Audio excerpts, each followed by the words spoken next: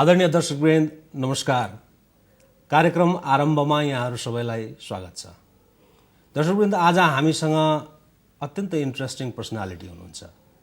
उहाँ हुनुहुन्छ एन्टरप्रेन्योर र philanthropist Aditya Jha.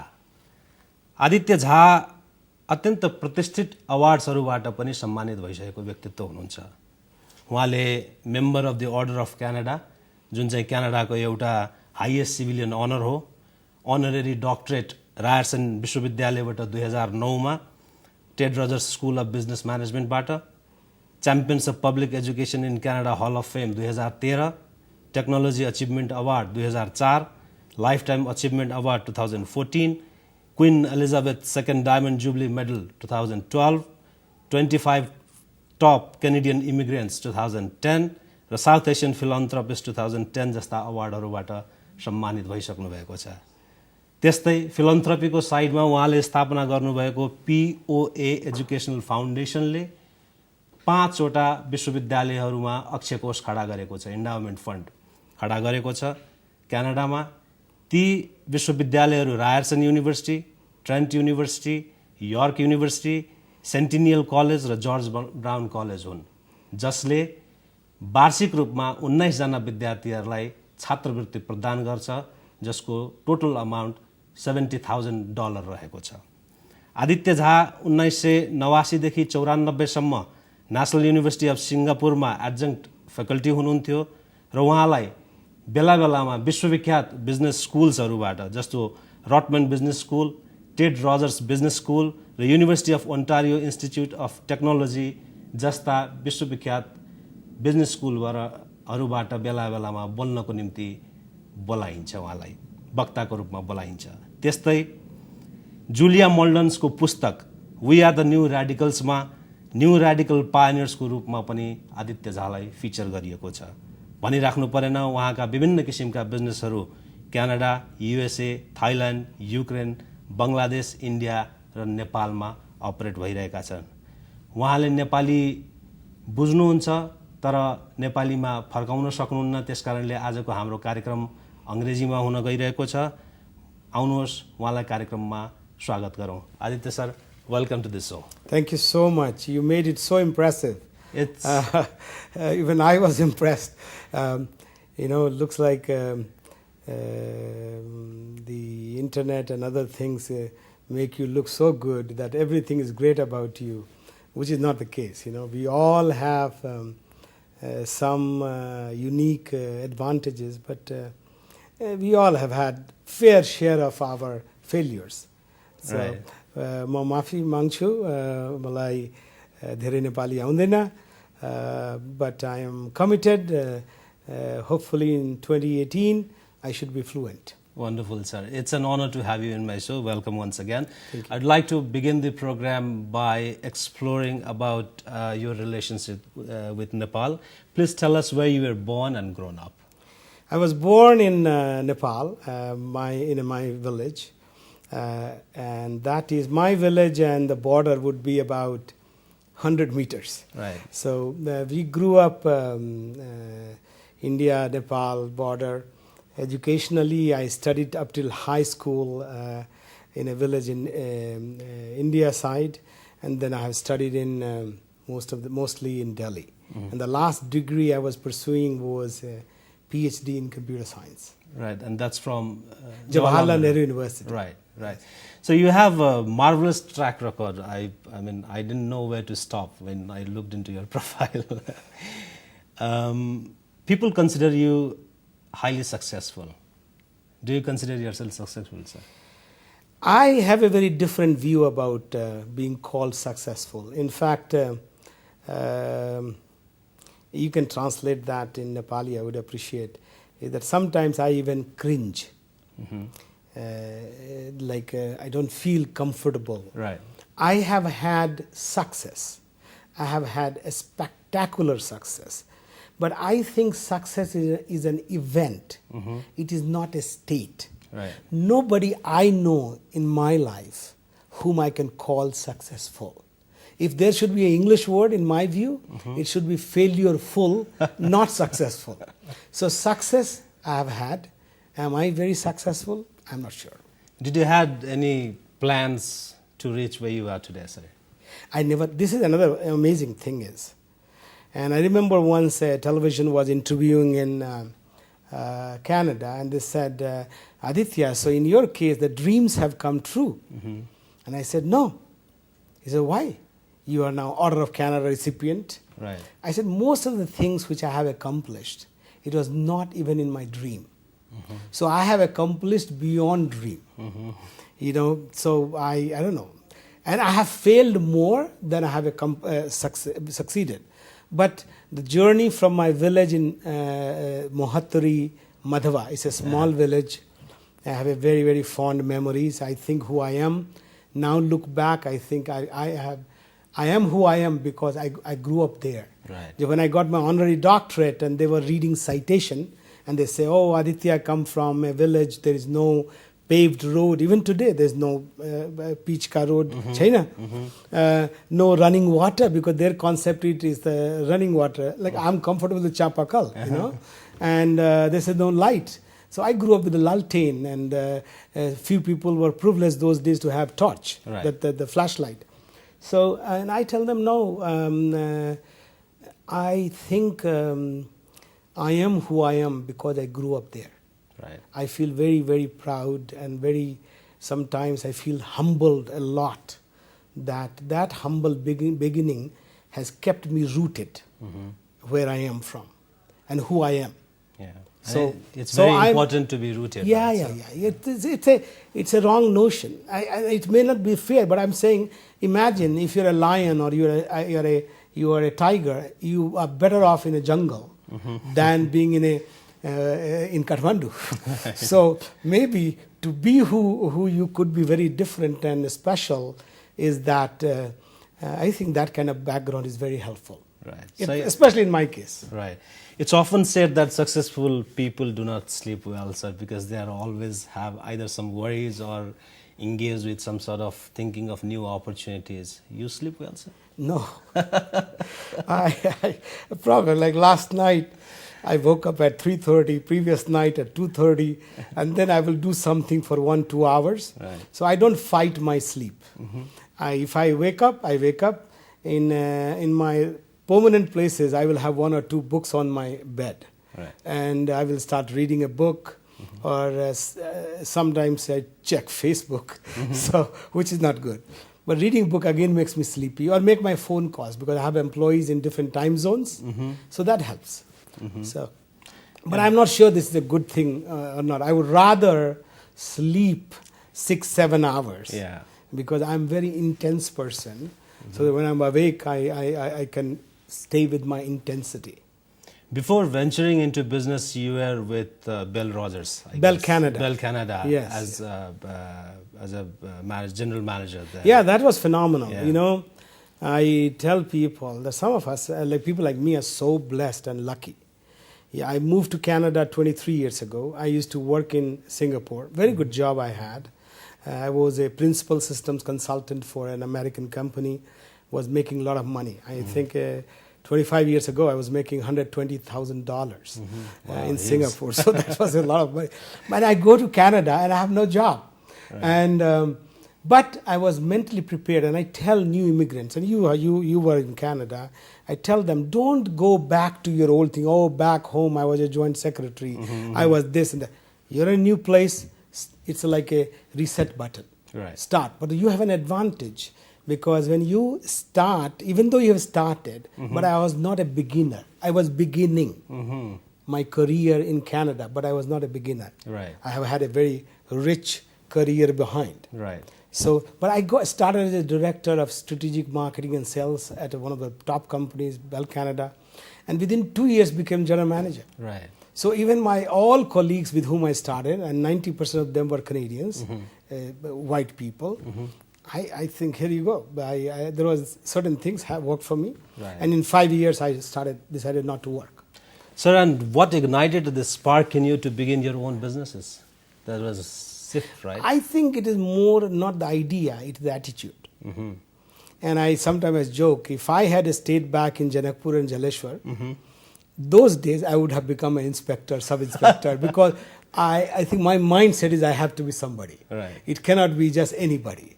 I would not have liked to be sitting like a babu, even if you have made me some Malpot department's head of that. It would make a lot of money, hopefully. But I would rather be somebody whom I could do something. Would we become, what is that, CDO or something type thing.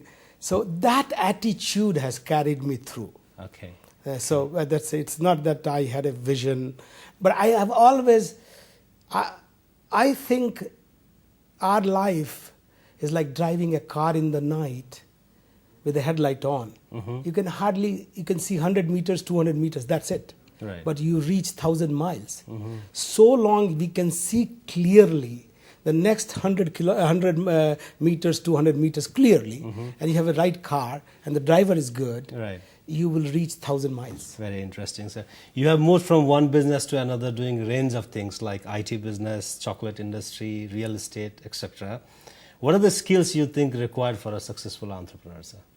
Again, I have difficulty with the word successful because I have failed in more business than.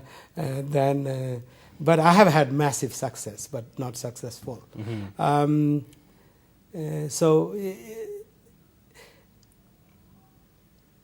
As I said, I think my business life is like a journey. So it's like you are driving and you see a new place, a new restaurant you see, and then you just stand there. So I think I can do any business. That's what I think. It's intuitive, you think, no, right? That's how you are. This is my thing, and which is not true. But I feel that way. Okay. Yeah. If I had interest in this television studio, I'll say, I can do it. Right. And why? Because my thought process is that I will figure it out. Right. Yeah. Chocolate, I'm basically a technology guy. I was trained to be a technologist. I was doing my PhD in computer science. In fact, my mental frame was more to be in politics. I was in JNU, a student leader. I was the first non-Marxist guy from this current right-wing BJP student union guy, first person to win that election in that university, because it's a Marxist university. Right. And it was not in fashion to be a right-wing guy. So you won as a student leader, leader. Okay, yeah. And then I was the Delhi State Secretary. I was in the national executive at the age of 22. Wonderful. With Sushil Modi, with Arun Jaitley, with Venkaiah Naidu and all that thing. So my whole goal was to become go into politics. Politician, yeah. No, nothing. I told my father, this PhD I'm doing, if I finish, fine. If I don't finish, I'm not going to work in my life. Not because I wanted to be a useless guy, but I wanted to be in politics. But anyway, something happened in my life which I had to work. And then, again, as I said, I could do anything type. Then became a goal that I should work in a multinational company, which I did. And as I was working, I recognized that I used to go very frequently to California on behalf of Bell Canada, because it's a huge company in North America. And we were part of a division which had a $400 million. And when you are acquiring new technology, everybody listens to you. And I would go very often to California. And then me and my partner, who that time we were colleagues, and we said, are we less smart than these many people we have met in the Silicon Valley? And both of us said no. So we decided to leave our job and start a software company. So I did a software. And software journey started very well, and then it petered out. And then I got a little frustrated with technology. So I said, I will not do technology. And then Cadbury was closing down a chocolate factory. And they were going to close down, and the employees were going to lose their jobs. And I said, I'm going to run this business. This is in Canada? Canada, in Hamilton. In Hamilton, So I took it over. It's a huge factory, 200,000, 2 lakh square feet. And we used to produce about 16 tons of chocolate. And it had a huge capacity. And I took it over. My lawyer said, are you crazy? Are you stupid? If Cadbury cannot run this business, and the only thing they do in the world is chocolate, you're a technology guy, what will you do with this? Absolutely. And I said, no, they are stupid. I will run it. And I did make it profitable the very first year. And then there are certain things I didn't do right and decided to check out. I sold my company in 2.5 years. Right. And now I'm back in technology. Okay. This is maybe the last time. I'm much older now, but I still have Well, the you same. don't look old, sir. What have been some of your failures and what have you learned from it? You said that you have had a share of failures as well, right? Fair shares, larger portion of yeah. shares. So I don't look at failures as a, people say, oh, you learn from your failures. Of course you learn. I would, but if I have a choice, I want to learn from others' failures, my success. Okay. Because I hate failure. I don't want to rationalize a failure. And why it has happened is mostly is that there's a saying in English, I bite more than I can chew. Like, how would you translate into Nepali? That a big thing you put in your mouth, and now you cannot chew it because your mouth is full. Yeah. So the lack of focus, Right. everything requires. One of the key thing of being successful is that you should have, if possible, undivided attention. Okay. So that was the big learning. So let's talk about your philanthropic work. You had you run this POA Education So this Foundation, is, right? I'm sorry I'm Yeah. interrupting you Yeah. because I know you have limited time. Is philanthropy is something I can call myself that I'm very proud of. Okay. Could I have done more? Of course, but I am so proud. And every time I grew up in a very conservative Hindu family, so every now and then I remember my Kul Devi or Kul Devta, and I say, you have really blessed me that I could. I differentiate between charity and philanthropy. I don't do charity. Okay. Charity is more, I find it very paternalistic. Oh, I have more money. Like you see, it's a summertime, somebody will have a pitcher of water, chana and all this thing. Or people who don't have, we can give it to them. Right. If somebody is sick, let me give him medicine. Nothing wrong with that. But I think philanthropy is the evolution of the person who thinks that my purpose in life is more than what is only for me. Okay. So suppose if you see, I'm taking a big example of Anna Hazare. Okay, I think he's not helping India. He believes in no corruption in public life, and he's working for his belief. Okay. If somebody believes that, oh, I want clean air in Kathmandu, and that person gives his or her money and their focus, then I don't think the beneficiary is everybody. Absolutely. Gandhi didn't say, oh, I'm going to give you independence. He said, I believe in independence. Absolutely. Everybody has a right to breathe and feel an independent citizen. So it's something which you believe Which I think within. philanthropy for me is I'm doing for myself. Right. So I believe in bursaries, scholarships. Absolutely, yeah. Because I, as a grown up, I was in a middle class family in Madhava village, and our parents have enough land but not enough cash. So these scholarships did help me. So I am a big believer, and that's why that if I have my way, my dream is right now my endowments earn about $70,000, which is about 55 lakhs Nepalis, right? Every year is given to 20 students. Yeah. But my dream is, before I die, if I can make it $200,000, Wow. which will be about 1.6 crore, 1.5 crores, right? In a Canadian dollar. Right. I will think I'm the richest man. I don't care being a billionaire or mega millionaire. It doesn't matter. Right. It's how you use that resources. That's why when I hear somebody say, oh, this man is rich, I say, who cares? Right. Tell me, if I have $1 million, how does it matter to you? Nothing. Absolutely nothing. What I do with my $1 million, that matters to you, Absolutely. it matters to them. Right. Yeah. And that is the distinction. We give too much weightage to people with more money. They don't. What is so special if somebody has more money? Somebody sings well, somebody has more money, somebody paints very well, somebody speaks very well. Each of us have certain talents. Right. But what do you do with that? So philanthropy became it has become a purpose of my life. Okay. And not that I'm doing good to others, that is my being good, my being useful. It's like to yourself. This is Yeah, you doing it is for to yourself. yourself. And that, I feel so blessed that I have been able to elevate my thinking to that level. Okay. I don't need to impress anybody else. Initially, you see the POA Foundation, my foundation name, I could have named it Aditya Foundation. Right. But initially I thought I should not talk about it. But then in Western society and today's society, by telling that I have done this, there are people in their listeners, somebody will say, oh, I have more money than this guy. I want to do something more. I think that is also, that's why it's good to talk about it. Okay. So you intend to expand it further as well? I do, but I'm saying I would like my friends, I tell them, but also other people, how can I motivate them to do what they believe in? They don't have to do because this is good to do or a charity. It has a place, Right. but I have a different way of looking at it. Sure. You have your investment in Nepal as well. How investment friendly do you think is this country?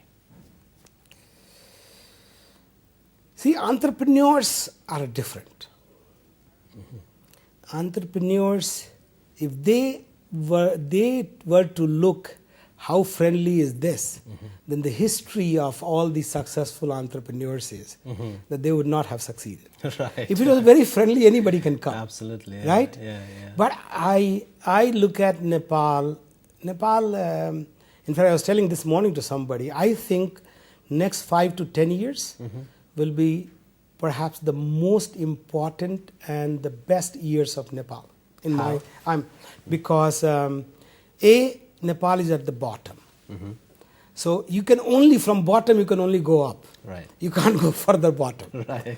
And this whole election, and I'm not talking about this party or that party. Okay. So please don't, your viewers should not think that I'm Sure. saying it's good that this party has won and this party has lost. No, I have friends everywhere, I have known people. But I think Nepal needed political stability. Absolutely. Yeah. So I'm so glad, and we should be grateful to the common people of Nepal to have brought for themselves a stable political environment. And stable political environment, and even the constitution has some of the unique and phenomenal provisions. The DNA of this country is more for instability.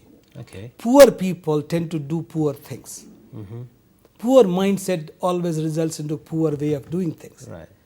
Richer societies, enlightened societies, even the average people will do things nicely.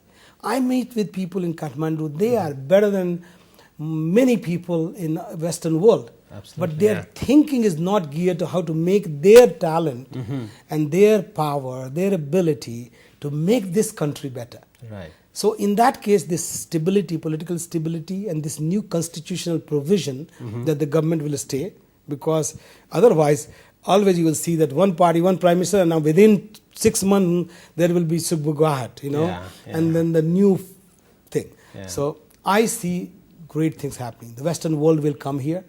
I think, and I hope, and I also want to contribute for that. How we bring good money here. Okay. I think recent development of MCC, the Millennium Challenge Corporation, approving $500 million for Nepal and $130 million Nepal contributing is a phenomenal money in the space of infrastructure, power and the roads. Right. So I hope we engage and hire some top-notch leader and we finish this money. My fear is that would we use this money or not? Okay. Because Nepal's another problem is you have money sitting, you can't use it. Right. But this will happen in next 5 to 10 years. I'm sure that after the leadership matter is settled, there will be a lot of work happening. So what fundamentals do you think need to be changed in Nepal that can create sort of conducive environment for new entrepreneurs? I think the leadership should openly bring people, not hundreds and thousands of people, even 5, 10, 20 individuals who have the clarity of thoughts and they are skilled Okay. and give them the role and position to make things happen. Okay. Don't, best thing they can do, political bosses, is not that they need to help, they need to do things. They need to ensure that they don't become hindrance. Okay. Allow people to do what they can do. Welcome entrepreneurs. The new generation of entrepreneurs is very different. You see around the world, they are not zero-sum entrepreneurs. In the old days, if the Sethji got money because he or she took away money from others. Right. Here, people like us, we are the creators of the new wealth. I'm not going to take somebody's money. Right. If I had, like my first technology company, we invested $1,000. Oh, the first company that you started. $1,000. In 3.5 years, we sold it for $100 million US. Oh, that's huge, just in Yeah. the span of... So this is the new world. Allow people. Like Right. I was telling one of the I admire one of the politicians, I will not name, and I said, do you realize if you suppose you form a government, and looks like they are, I said, if you form a government, and you give a mandate to somebody like me, and I don't want to make money. Right. You say, I want broadband internet across Nepal in 18 to 24 months.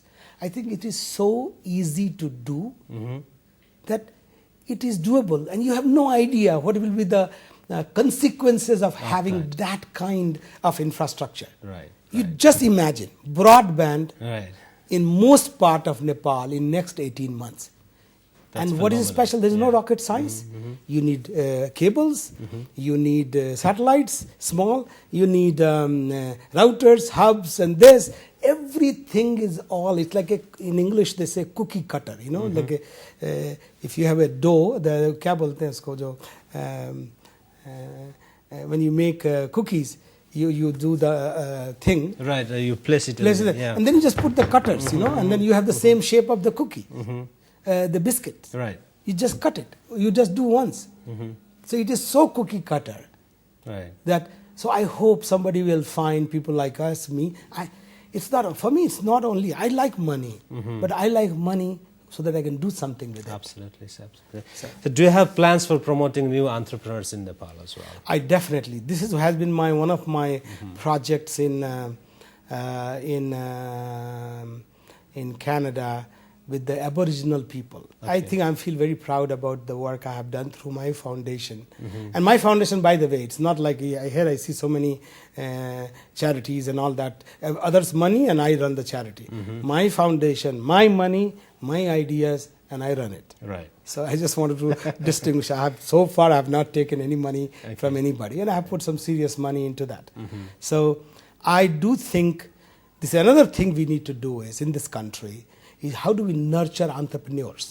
Not everybody can become doctor, engineer. Not everybody can become judges. But even a middle class pass person can become an entrepreneur. They need little fund, little guidance.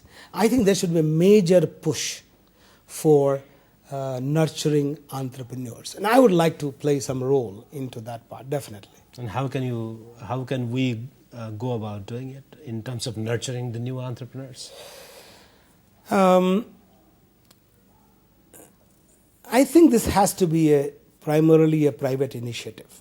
We can, and the government can do little things. Like I can tell you this incident, and I'm not criticizing that department. I had problem registering my company here. In Nepal? Yeah. And the company name, my company is DG Market. And we have Christian DG, D, small g, capital M, RAKET. This is our brand. Right. Like you have McDonald, capital M, small c, capital D, and McDonald. Or IBM is capital I, capital B, capital M. Right. And if IBM came here in Nepal, they cannot register IBM. Can you believe it? IBM, which is world's one of the top organizations. Ask me why. Why? The rule book here says, yesterday I saw, if it is all capital letter, there has to be a dot in between. So IBM will have to change its name as I.B.M. Yeah. I hope somebody from the industries department is listening to your program and just say, and I find they must have a reason, but I see no reason. Because why? And in fact, yesterday I got mad and I said, oh, if my name was Gauri Shankar and you will force me to become Dinanath. How is it possible? No, I said, you may be possible for you. I will not accept. Right. My parents have named me Gauri Shankar. So Right, that's what it is. Absolutely. Yeah. So there are small, So small little minutest problems. And the best thing to do for a country like this, a practical thing to do is do not use your brain too much. See what is working in which country, bring it almost as it is implemented. Right. It's like when you have this Apple laptop, do you make a Nepali version of Apple? Just use this Apple. Right. Or you have a camera, Right. you just bring it, you use it. Right. Of course, you tweak the content a little bit here and there. But don't become that I not invented here. Like that's a sickness in my view. Right. If you want to go, a person, I tell even some of the guys when they're developing something, I say no.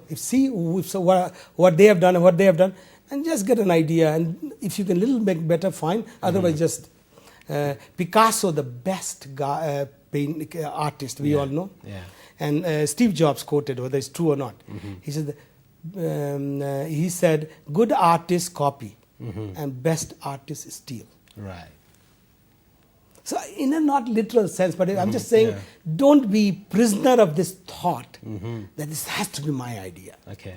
Because nobody has their idea. The whole Deepak Chopra thing, you see that. Yes. We all are building upon our ancestors' thought. We don't know. Our brains, if we are, as a Hindu way of looking at, everybody is connected. Yeah.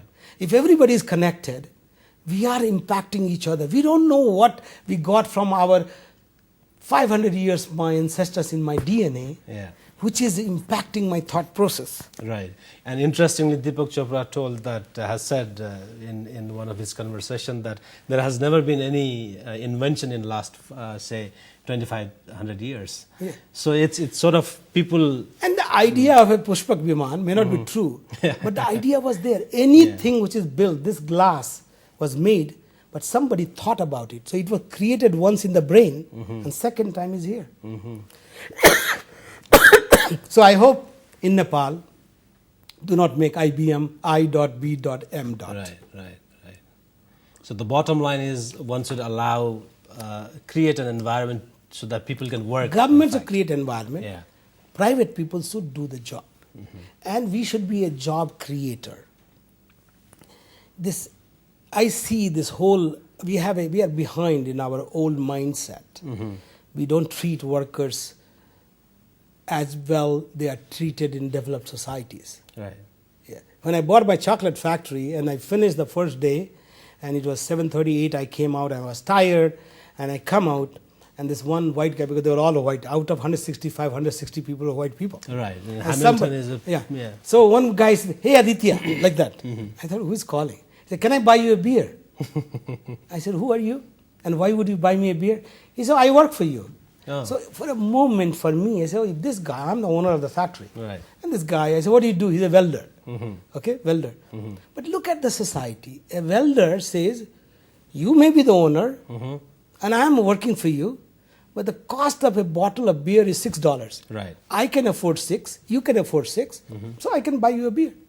Absolutely. I think that is something we have to change that culture of respecting people, our juniors, and of course work-wise, I tell my colleagues, I said, I should treat you no less than me, but you should know what you are supposed to do. Absolutely. Don't forget. And so workers should be responsible to see that the business and the company and the country grows. Be responsible. Don't be a obstructionist. Don't be a disruptionist. And those who hire, get out of that old mindset that you work for me. No.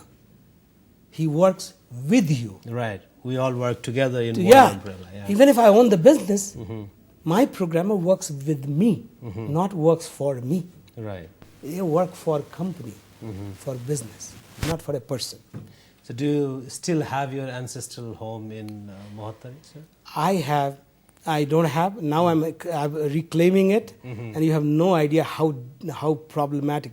I have one thing I've learned. As much I have fond memory of my village, now I find they are worse than even the cities. We used to say that the village people are innocent. No. I think the innocence is gone. They want their thing and they want everybody's thing. Right. So it pains me to see that nobody sees, like I am, people would like to come and meet with me. Sometimes I'll give them 3 months' time. Right. Okay? And here I am, I'm trying to go to my village and I have the biggest problem with the attitude of like I don't know what are they thinking. Right. It's a bit difficult time right now. No, but I am going. Even by the local standards, it will be easy for me to go there. So one last question: if you had been in my place today, what one important question that you would ask yourself that I missed? You would ask, sir, I want to make I am a talk host. Sir, I work for this foundation. What do I do to catapult my career? Right. Okay, so which is not the purpose of the talk show. That is one-on-one conversation. Sure. Thank you very much for your time, sir. It was wonderful talking with you, and it was an honor having you in my program. Thank you. I have been coming to Kathmandu for last almost 16 years. And this may be the first interview I have given because I'm very impressed. Somebody like you. I see a lot of good future in someone like you because you studied at the Queen's University, one of the best in Canada, and you did your master's. You have studied in England, I think, London School of Economics, that's right. And come back.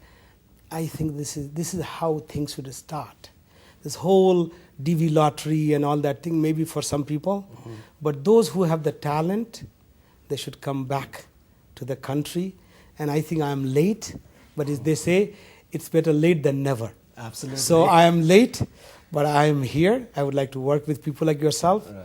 And my dream would be that the best of Nepal don't work for the only NGOs and INGO, because this culture, because we have to have our best of the minds work for creating new companies, Absolutely. Changing the government, and maybe some people should be only in the NGO. But here, looks like every second one is a NGO or INGO, and people feel very good about working for INGO. Absolutely. So that's my bias. Right. Let me wind up the program by thanking you once again, sir. आदरणीय दर्शकवृन्द, आजको हाम्रो अतिथि हुनुहुन्थ्यो आदित्य झा। अर्को सातासम्मलाई म सुमित शर्मा समीरलाई सम्पूर्ण unit सहित बिदा दिनुहोस्। नमस्कार।